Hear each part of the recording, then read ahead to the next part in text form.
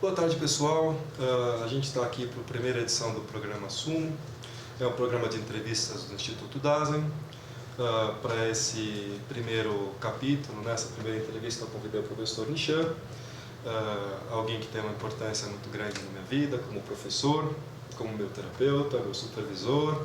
E a gente dividiu um grupo de estudos que durou 7 anos, semanalmente, chamado Grupo dos 13. Né? Grupo dos 13. 13. Foi um grupo que extrapolou em muito qualquer tipo de formalidade ou verticalidade, enfim, a gente conseguiu criar um espaço de muito crescimento para todos e que eles todos guardam, como eu e imagino o professor também, muito carinho desse tempo que a gente passou junto, né? E desse espaço também criou-se essa reflexão acerca do que a gente estava fazendo lá e do que o professor vem fazendo em aula ao longo de muitas décadas e que tem a ver com um tema que para mim é muito precioso, que é o tema do dentro. Né? Essa primeira entrevista, ela é a primeira entrevista de um bloco de 6 entrevistas, onde a gente vai falar sobre o dentro, o fora e o entre.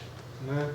Esse é um tema que surgiu da obra do professor Juliano Peçanha, que é um colega nosso, que a gente vai convidar para o próximo programa e vamos conversar com ele sobre isso também.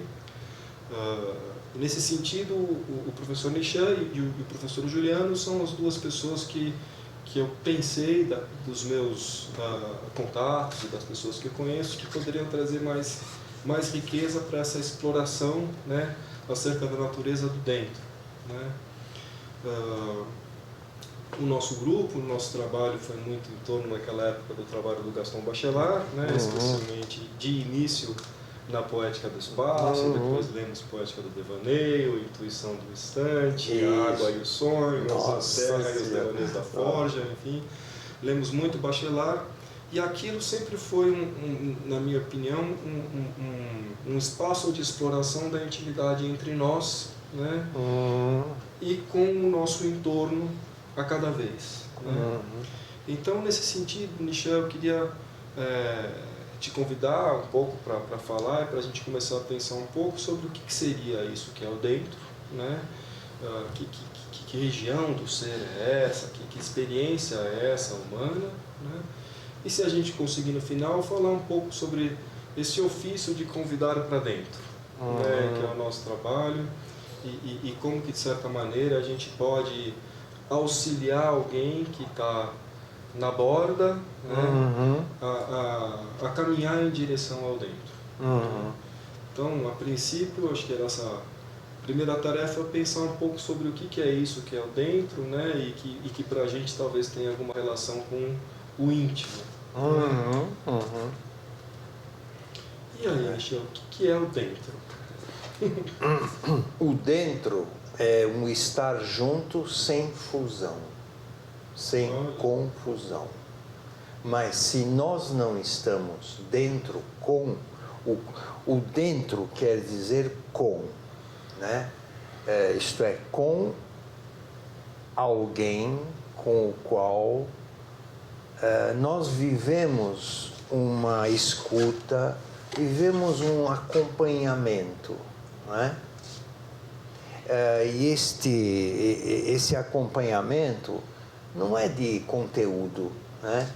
É que acho que o que aconteceu com aquilo que você e eu vivemos enquanto grupo dos 13, tá bom, teve conteúdo, Poética do Espaço, Poética do Devaneio, etc, etc, etc. Tudo bem. Sim. Mas acho que o que foi se instituindo e se consolidando foi um estarmos juntos para que nós pudéssemos ser, cada um de nós, nós mesmos.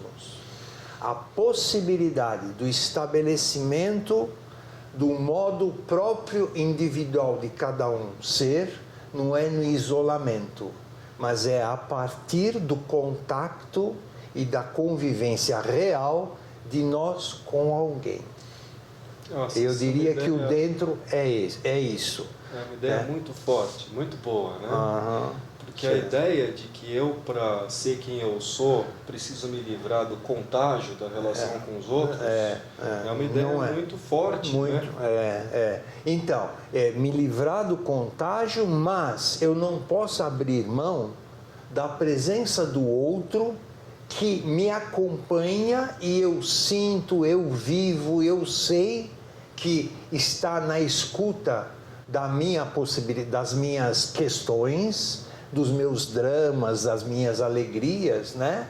Ele é uma testemunha e um cúmplice disso. Sim. Então, assim, estarmos nós uns com os outros é a única maneira de conquistarmos a individualidade de cada um.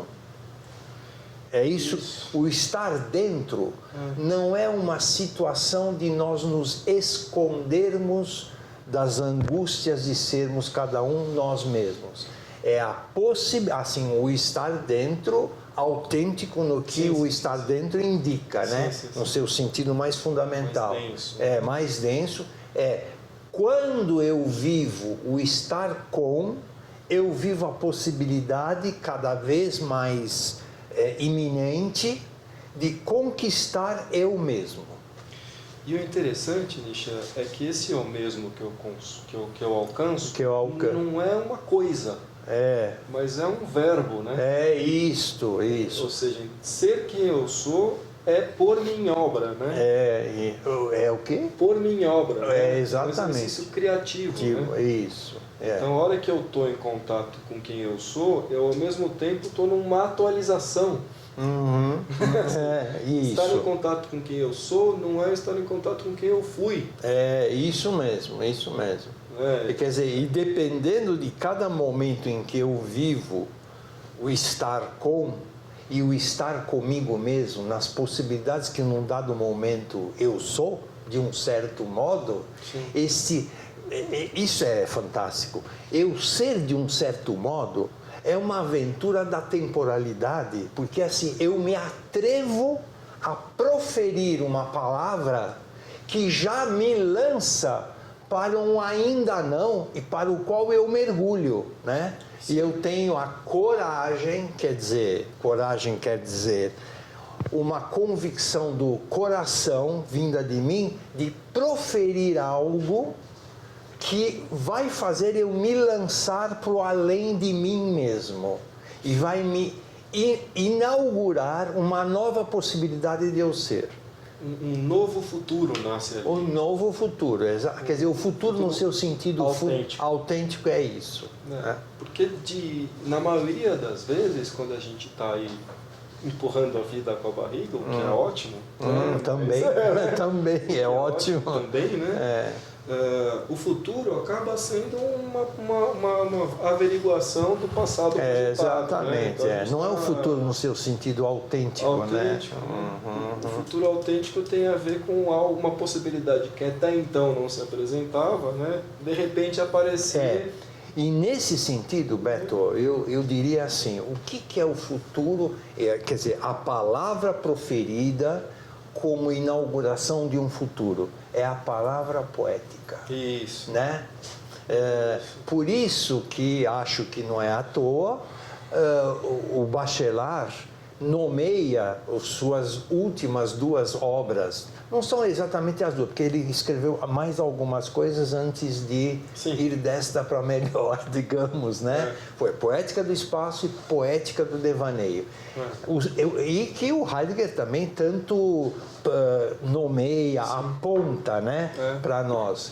Que é assim, a palavra poética é a palavra que nós verdadeiramente proferimos quando estamos em contato absolutamente sensibilizado com aquilo ou aqueles que não somos nós, e isto que nos toca sussurra para nós. Fala, só você, com o seu modo bosta de ser, consegue perceber o que eu sou ou quem eu sou. Por favor, fale de mim. Né? O mundo pede. E aí esta palavra que eu profiro, que é a palavra poética, é a reinauguração do mundo, ou a descoberta de um caráter divino que as pessoas são. Todos nós somos divinos nesse sentido, né? E que nós, com a palavra poética, isto é, uma palavra que tem sentido com aquilo que eu vivo, é proferida por mim, né? Nesse sentido que ela é poética, que é assim, fala de um modo fundamental do mundo se apresentar, nunca antes percebido por nenhum de nós, inclusive por mim que vejo e escuto, e eu grito a plenos pulmões: olha, o mundo é pastel, digamos, né? Pastel. Esse pastel. É este pastel. Não sei se eu fui claro. Sim. Aí fica essa ideia de que você só consegue falar alguma coisa para alguém quando você não sabe antes o que você vai dizer. Exatamente. Boa, Beto. Boa, Beto. Quer dizer, qualquer mensagem prévia é um transporte de uma situação anterior para uma nova situação. Né? E aí... Posso claro. interromper? Então, é assim, me vem assim, ó. Essa nossa conversa, esse papo entre nós dois, né? Aparentemente você sabe o que vai ser a nossa conversa. Sabe assim, não o conteúdo, né? Mas as perguntas, a região, não sei o quê. E eu imagino também o que você vai me perguntar, né? Mas, na verdade, veja só, a cada momento, tanto o que você diz quanto o que eu digo é algo absolutamente surpreendente para nós dois, não é? E que recoloca o que vai acontecer depois. Isso. Né? Seja lá para onde nós formos. Nós estamos indo para onde? Puta, não importa, cara, não importa. Tem uma direção possível, né? Alguém pode simplesmente decidir falar aquilo que precisa ser dito, quer dizer, buscar uma linguagem própria, é algo que é uma decisão da razão? Né? Ou é alguma coisa que depende de uma reestruturação afetiva? Né? Vamos pegar, por exemplo, uma pessoa que esteja aprisionada num discurso sedimentado. Né? Como às vezes pessoas que vêm buscar o nosso contato, né? E a pessoa ela está ali numa palavra sempre que é uma palavra repetida. Né? E às vezes a gente precisa de alguma maneira cuidar para que essa pessoa consiga se reconectar com seu próprio dizer, né? E parar de repetir o dito. Né? Se fosse simplesmente explicar para a pessoa, ela ia falar: entendi. Entendi. E a partir dali estaria, né, dizendo aquilo. Né? Mas me parece que há afetos que sustentam determinadas posições. Né? E que obstruir determinadas possibilidades tem a ver com lidar com determinados afetos. Né? Você diria que o nosso trabalho envolve, de certa maneira, mexer com o nosso trabalho como psicólogo, no caso, ou como clínicos, tá? Ou, num certo sentido, como seres humanos também. Eu diria, mas depois eu vou falar alguma coisa disso aí. Mas fala aí, Beto, por favor. Assim, como que a gente poderia, de certa maneira, cuidar para desobstruir no outro, né, um afeto que impede que ele entre em contato com ele mesmo. E aí um afeto do tipo de um ressentimento. Né? Nossa, sei. Por exemplo, alguém que está sempre transportando uma ferida, né?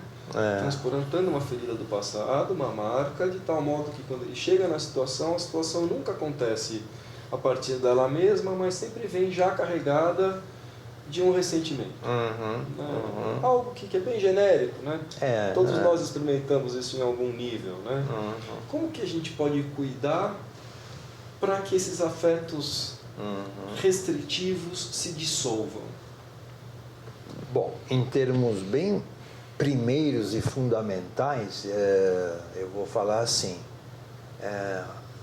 clinicamente, nós intimamente e confiantemente convidarmos a pessoa a poder entrar em contato com esse sentimento que o acompanha e o bloqueia na possibilidade dele se abrir para a vida, né? Iluminando. Exatamente.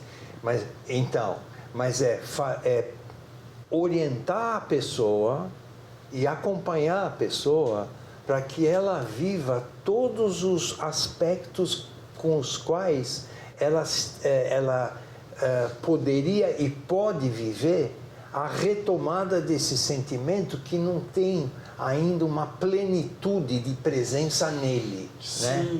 E com ele ir pedindo para essa pessoa, e nós inclusive sugerindo isso algumas vezes, assim, mas isso que você está vivendo, pelo qual você está chorando, está sofrendo, está meio absolutamente em silêncio, né?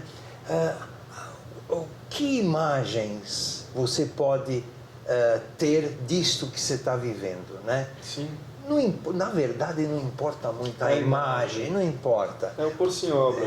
Exatamente. O contato com a coisa. E ele ter nós como uma testemunha muito, muito carinhosa. É a melhor palavra que eu encontro, né? Às vezes eu acho, Michel, e vê se você concorda, que tem a ver também com carregar com ele o fardo. Né? No sentido de que ao pedir para ele retomar, retomar, significa trazer esse sentimento para o ser com. E isso só acontece autenticamente se você também conseguir acessar em você essa possibilidade de sentir o que ele está sentindo. Com certeza, é verdade. Então tem um carregar o fardo junto com ele, né, que é um modo dele de carregar um fardo que é o fardo. O nosso fardo. O nosso fardo agora me reportando ao tema fundamental com o qual nós estamos aqui, que é o fato de estarmos dentro. Olha que interessante. O fardo é assim a situação inegável de que nós estamos aí, dentro. Expostos a. Isso aí. Mas é interessante, né? Mas como nós somos saudáveis, nós vivemos o sentimento de angústia. Isso eu acho um sentimento muito saudável. Angústia? Claro. Sim. Porque é a constatação de que eu sou o protagonista de mim mesmo, né? Sabe? Angústia quer dizer isso. O sentimento de angústia, né? Quer dizer isso, eu sou protagonista. Quer dizer, não há nada verdadeiramente ao qual eu posso recorrer para, por mim, realizar algo que só eu posso realizar. Esse sentimento de angústia, nesse sentido, é muito saudável, no sentido que fica me chamando para mim mesmo a responsabilidade por mim mesmo e, novamente, eu estou dentro. Sim. Eu estou dentro. O Yalom, né, aquele escritor americano. Nossa, o Yalom. Que é interessante, ele fala do specialness. É um termo que ele usa num dos textos teóricos nele. Specialness, sentimento de ser especial. E ele fala que a vida só se sustenta se você tiver um certo sentimento de ser especial. Que é uma certa sensação de que vai rolar. De que vai ter chão no próximo passo. Exato. De que você pode dirigir e virar uma esquina, e por mais que você não saiba o que acontece na outra esquina, pode ter um cara batendo, pode ter um carro em alta velocidade, mas você acha que vai dar tudo certo. Você tem uma certa sensação. E eu vou adicionar mais uma característica desse modo especial de se sentir, assim, eu vou continuar. Isso. Eu vou continuar. Vai rolar. Vai rolar. Isso não tem explicação, né? E o Juliano fala muito que isso tem a ver com o modo de recepção. Né? O modo de recepção do mundo. Sei. Que aqui na nossa sociedade chama família, acontece normalmente em figuras paternas, enfim, isso é uma nossa configuração, na tribo é outra, nos vikings outra, enfim, mas o modo como nós somos recebidos, né? A acolhida. Exatamente. Né? E aí a gente começa a entrar num território interessante e pouco discutido na fenomenologia. Né? Assim, né? Por mais que esse não seja um programa exatamente disso, né? Mas também flerta com isso, né? E acho que é isso, uma das importâncias do trabalho do Juliano para a gente, que é começar a pensar o que é isso, né? Que modo é esse de receber alguém no qual você dá espaço para que ele possa caminhar. Muitas vezes a gente recebe mães, né? E às vezes angústias, né? E pais, e essa dificuldade que é lidar com uma criança e dar para essa criança espaço para que ela possa se desenvolver com autonomia. Né? E aí seria interessante a gente tentar pensar um pouco o que é essa recepção. Né? Qual a medida, assim, né? Para ter muitos pais e mães aí assistindo o nosso programa aí com suas crianças, né? Vamos pensar um pouco uma pedagogia esclarecida, logicamente, né? Mas como é que seria exatamente esse modo de cuidar do bebê, né? E assim, que tipo de estrutura existencial ou modo de ser que os pais têm que ser para que eles possam oferecer esse espaço para o filho, né? Porque também não depende da vontade. Assim, da vontade conseguir oferecer esse ambiente para a criança. Existem pais e mães que querem muito e são muito dedicados para serem bons pais, mas que acabam por não conseguir oferecer esse ambiente. Olha, assim, falando bem simplesmente, bem diretamente, como é poder ser um bom pai e uma boa mãe? É poder estar seguro de você ser como pessoa, né? Não é um curso curto ou longo de pai e mãe, né? É uma tranquila segurança de você ser do modo que é, poder viver ou assumir isto, de tal modo que um modo assim absolutamente diferente, às vezes até esquisito do filho ser, poder ser acolhido por mim, pai, por mim, mãe, né? Sim. E ter assim a paciência. A palavra paciência, eu me lembro que o Solon, meu único terapeuta, ele comentava, Nishon, ele falava assim, Nishon, ter paciência. Paciência é a esperança de que no futuro será. Desenvolver paciência, mas paciência não significa uma postura passiva, sabe? Não, significa que você vai, com a sua presença, o seu acompanhamento, o seu interesse, mostrar, não é bem só interesse, é mostrar fascinação pela maneira de ser ou do bebê ou da criança ou da pessoa que nós estamos, mas é fascinação assim, nossa, é mesmo? Assim, o quê?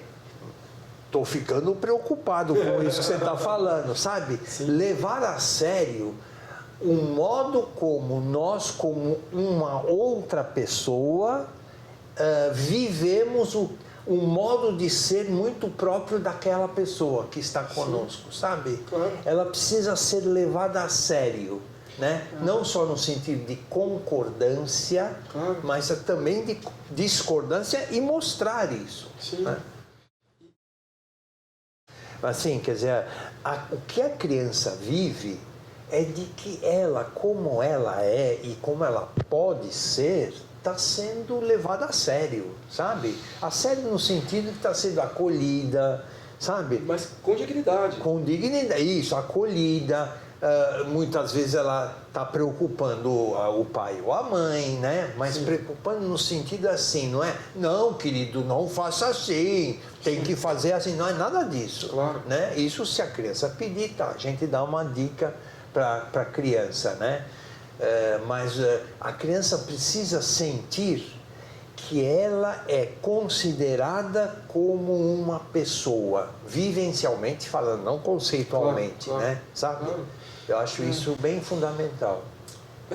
Dá pra gente dizer que a criança ela é exposta com muita frequência a angústias violentas. Sim, sim. Né? De certa maneira, ela não tem ainda os recursos neuróticos tão úteis que os seres humanos adultos desenvolvem para poder lidar com a sua própria absurdidade. Né? E, portanto, que ser pai e ser mãe significa revisitar angústias violentas em nós mesmos. Em nós mesmos. Que experimentamos, né? E cuja referência não se apagou. Né? Assim, essa experiência, essas angústias infantis que nós vivemos, elas não permaneceram na infância e foram esquecidas. Certo. Mas elas permanecem como possibilidades nossas. A experiência de... E aí a gente começa a falar um pouco do fora, né? Que não é nosso assunto, mas é o nosso contraponto necessário. Né? Se por um lado a angústia é um convite à autoria, né? Ela é um convite à autoria frente à absurdidade. Frente ao nada, seja. Né? Não é frente ao nada, e seja. o que você está dizendo, eu acho que é alguma coisa que nós não podemos deixar de apontar nessa nossa conversa, é de que assim, estar dentro leva necessariamente, mesmo de uma maneira silenciosa, fora. Isso. Claro, se existe a noção de dentro, está dizendo que esta noção de dentro tem como contraponto inevitável e sempre presente, se é que dá para falar, um fora sempre presente, né? Que o fora como você falou, diz respeito a um nada que não tem uma configuração X, Y, Z, né? O dentro é a configuração, não é? É um tipo de configuração. Claro. Né? Você mesmo lembrou, antes da gente começar a gravar, que a gente não experimenta efetivamente o fora. Né? A gente experimenta a fronteira. A fronteira. A beiradinha. Né? Mas como a gente sabe, Nisha, tem experiências e tem vidas que quase não experimentam o dentro. Né? Vamos falar de autismos violentos, com essas categorizações sempre são difíceis, né? Mas assim, existem experiências onde as pessoas ficam nesse lugar, mas que vivem intensamente a angústia do dentro. Claro. Por isso que elas estão na fronteira. Claro. Ela talvez tal como, tal como o obsessivo, o toque, elas também têm uma clareza. Olha que interessante. Né? Do que é estar dentro e de como ela vai viver todo o peso e a carga que vai implicar em ela estar envolvida num certo modo dela ser. Né? Eu acho que o autismo não é uma ausência ou uma deficiência. De jeito nenhum. Uma privação que tem como referência fundamental aquilo que não é. Exatamente. Né? Ele sabe o que ele não está experimentando. Exatamente. Isso. Vamos, se você me permitir, terminar quentinho, né? Terminar quentinho. E vamos falar do gostoso do dentro. Um pouco. Né? Do gostoso. Existe o repousar dentro. A terra e os devaneios do repouso. Por exemplo. Que é uma... Pessoal, isso é uma obra do Bachelard, anterior à Poética do Espaço, nos tempos em que ele não se acreditava fenomenólogo, bobo. Não tinha contado para ele que ele era. Exatamente. E uma obra que deu, inclusive, é uma dos substratos, né, que ofereceu a ele uma riqueza que fez ele poder escrever a Poética do Espaço, a terra e os devaneios do repouso. Tem depois a terra e os devaneios da vontade. Isso aí forjas a presença do homem enquanto enfrentamento com o mundo, né? Minério, E com minérios, trabalho, né? Mas a terra e os devaneios do repouso, nossa, esta palavra repouso que você usou. Pensar um pouco, a gente falava, eu lembro do Poética do Espaço, que é o livro que a gente mais, né? Se volta, se deliciou, né? né? E ele usava imagens como ninho, canto, concha. Essas três, né? São três referências né, que estão como subdivisões íntimas daquilo que ele chama de casa. Isso. Né? E a casa talvez seja realmente essa imagem fundamental do dentro. Da intimidade. Só que dentro do dentro tem o dentro mesmo. Que é o cantinho. Exatamente. O ninho, né? Que são imagens né, poéticas do repouso. Na palavra do poeta, se a gente se permitir ser conduzido pelo poeta, nós somos convidados a repousos oníricos. Isso. Repousos oníricos. Né? Sim, senhor. Eu queria que a gente conversasse um pouco sobre isso, sabe? O que é um repouso onírico, né? E o que é repousar ou descansar sobre uma imagem poética. Como que uma imagem poética pode cuidar da gente. Né? E tem muita gente que vive de repousos de imagens poéticas, talvez todos nós. Né?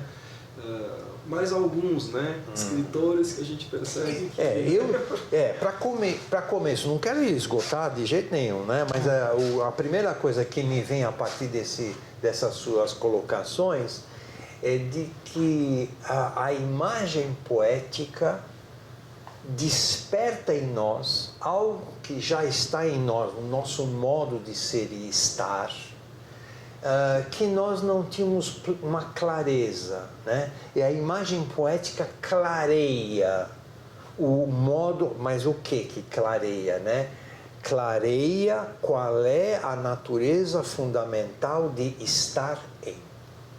Você acha que a gente poderia diferenciar imagens do repouso de imagens do vulcânico ou do magmático, por exemplo? Nossa Senhora! Teriam regiões e imagens que são imagens que convidam ao repouso, e imagens que convidam ao... Né? Sim, são aquilo, eu não me lembro exatamente. Paisagens, ele faz topoanálise. Topoanálise, né? Que ele usa bastante esse termo. Imagens né? do porão, imagens do sótão. Mas aí o porão é interessante, né? Porque ele integra o porão, quer dizer, que é uma peculiaridade do mundo na sua possibilidade mais originária do mundo, a possibilidade originária do mundo, o porão se instala, olha, encontra, a casa encontra a sua firmeza de estar em, como casa no caso, na terra, né? Neste lugar onde só existem potencialidades de ser, mas não está nada definido. Mas, quando o porão é instalado, com todas as suas paredes úmidas. Isso, que é uma belíssima imagem que ele faz, né? Em que nós estamos apoiados em forças absolutamente anônimas em relação a nós, mas que nós, podendo confiar a nossa segurança de estar em nossa casa nestas forças anônimas que de alguma maneira não nos, assim, são a condição para nos dar firmeza de estar. Que coisa incrível isso, que é o porão, né? Fundamento. O fundamento, você não é à toa que você usou essa palavra, né, Beto? O fundamento. Fundamento. Que é escuro. Exatamente. Cheio de criaturas. Isso mesmo. Aí depois, mas ele usa a imagem da casa, é fantástico, porque a casa, toda a casa, seja ela com um lugar só ou um porão, A qualquer... casa onírica, A né? casa onírica é porão, nível térreo, com os quartos também podendo estar num andar acima, mas faz parte daquilo que ele chama da horizontalidade da existência. E o sótão, Isso. que vejam só como ele junta, né? De um lado tem algo graças ao qual que diz para nós: você é daqui, ô cara, você é daqui, você é uma mistura de terra, de água, de fogo, né? Você é isto, tá? Isso. Mas aí o primeiro estágio é aceitar isto, viver o cotidiano, que é a horizontalidade. Vou trabalhar, vou dormir, vou me alimentar, tal, tudo isso, né? E é uma aceitação conformada com o nosso destinado, né? O destinado a nós. Aí tem o sótão. O sótão é um lugar da casa, isto é, um momento de eu habitar o mundo, em que eu dou um sentido à minha presença na minha existência no mundo. Este sentido é que se chama o sentido religioso. Religioso sem nenhum caráter de dogma, não é isto, né? É assim, para o que o meu existir, de que maneira o meu existir está relacionado com o além de mim mesmo, ao qual eu também faço parte. É uma imagem... Muito bonito, né? Ele está falando de que a existência humana possui uma verticalidade, Isso. vertical. Eu lembro que a escada para o porão é uma escada que sempre se desce. Isso. E a escada para o porão, a escada sempre para o sótão, o sótão sempre se sobe. O sótão é um lugar do panorâmico, do claro, da iluminação, das ideias, do pensamento. E sempre o teto desta casa onírica é sempre agudo, né? E apontando para o céu. Acho magnífico. Você vê que tem uma ressonância com o pensamento grego, com o Olimpo e Hades. Exatamente. Que dialoga com a tradição, desde culturas muito antigas, céu e inferno, depois na cultura católica, enfim, né? É, isso mesmo. Vou aproveitar esse gancho para a gente retomar o nosso ponto, por mais que a gente esteja insistindo, mas eu acho que é sempre importante a gente repetir, né? Então você pegou o seu grupo de jovens, né? Retomou ali o trabalho antigamente, algum tempo depois, e aí eu imagino que você recebeu essas pessoas uma primeira vez e começou a fazer o grupo com eles. Eu já vi você fazer isso algumas vezes, iniciar uma aula nova com uma turma nova ou um grupo com um pessoal novo, né? E há um trabalho específico que você faz ali que não tem a ver com a informação que está sendo dada, né? Mas você vai rapidamente quebrando uma coisa unilateral, né? Vai quebrando uma coisa informativa e vai, de certa maneira, convidando as pessoas a um outro modo de relação ali. E isso é intimizar, né? Intimizar um grupo, convidá-lo para dentro. Né? E eu queria que você tentasse me contar um pouco, se possível, quais são as dificuldades em fazer isso. Como é que é esse trabalho de pegar um grupo, aparentemente uma turma, uma classe de pessoas que não se conhecem, onde a princípio é uma formalidade, e como é que é esse trabalho de ir intimizando aquele espaço? Quer dizer, você faz isso muito bem, há muitos anos, né? E eu presto muita atenção cada vez que você faz isso, mas eu queria que você, se possível, tentasse me contar um pouco sobre como é que é isso aí, como é que é esse trabalho de quebrar e ir tornando a coisa íntima. Num grupo, por exemplo, numa turma. Bom, eu não sei se eu... Você faz uma pergunta que é assim, é o grande desafio para qualquer pessoa, né? Isso. O que você faz e dá vontade... primeiro comentário exatamente, sei lá, não sei muito bem. Vamos pensar junto. Mas eu tenho a impressão que tem um elemento fundamental nisso, que acho que talvez você já tenha notado claramente isso, mas é assim, além de eu oferecer algo, eu estou interessado naquilo que estas específicas pessoas, como elas estão vivendo e dispostas a ter uma relação comigo, sabe? Isso é fundamental. Seguindo, né? As orientações dos olhares delas, sim. Até onde você pode ir e forçando... Por exemplo, nas aulas, Beto, isso é muito claro e eu explicito isso para os alunos. Estou fazendo isso, ó.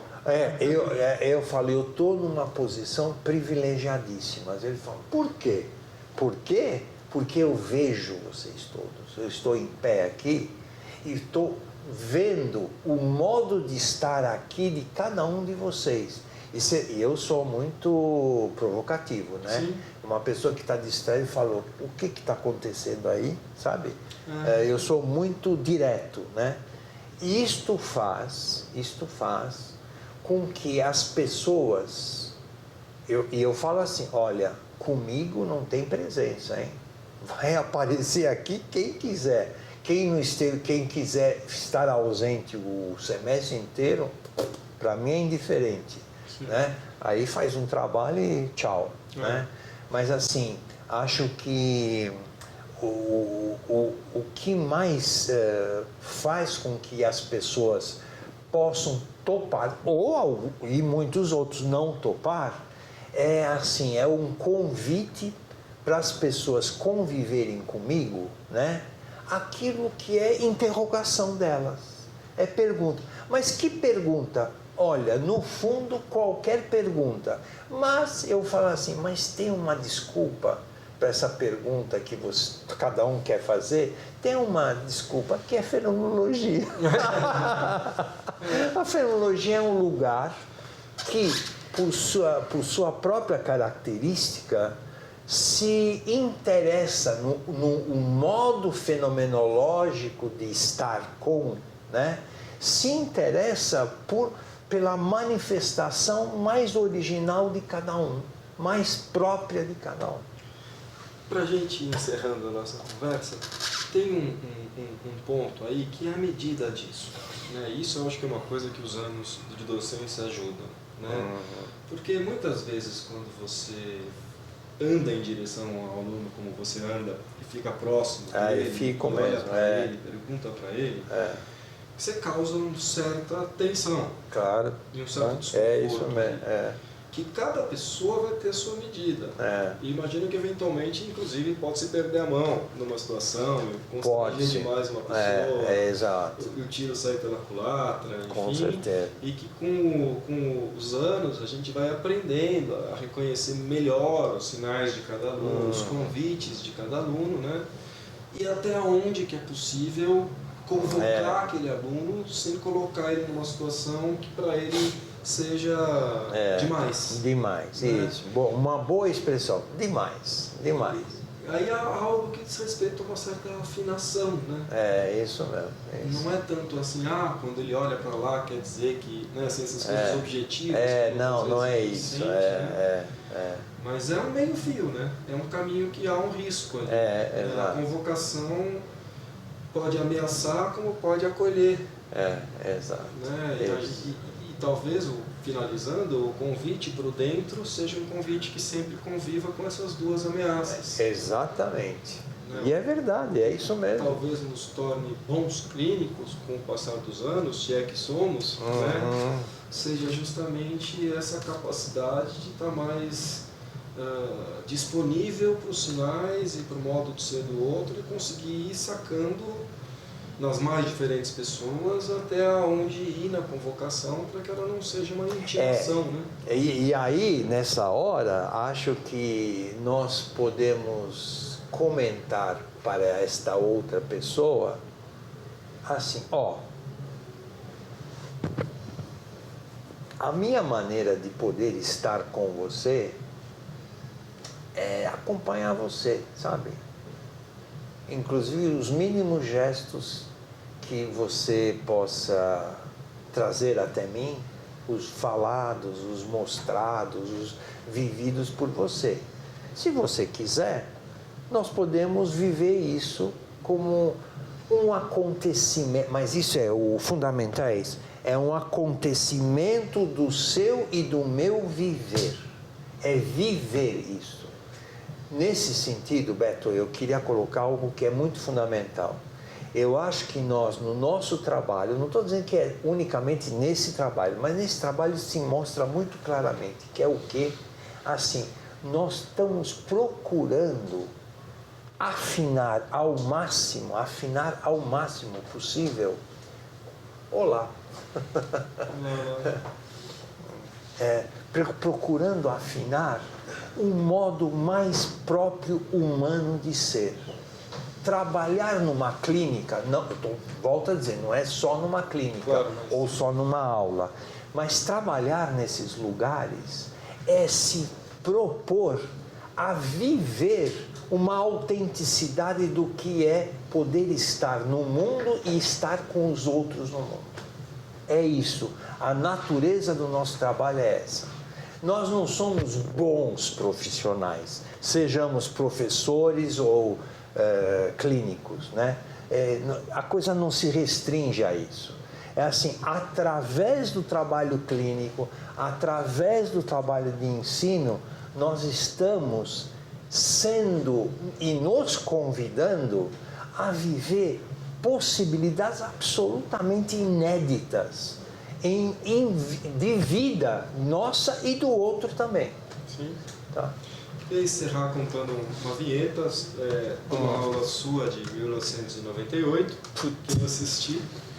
E eu me lembro que tinha um aluno que estava muito desinteressado na aula, daqueles que ficava praticamente sentado de costas durante a aula toda, e ele ficou assim... Isso é história de 20 anos atrás, portanto. Né? Ficou ali uns 2 meses sem prestar atenção em nada que você falava, e você deixou.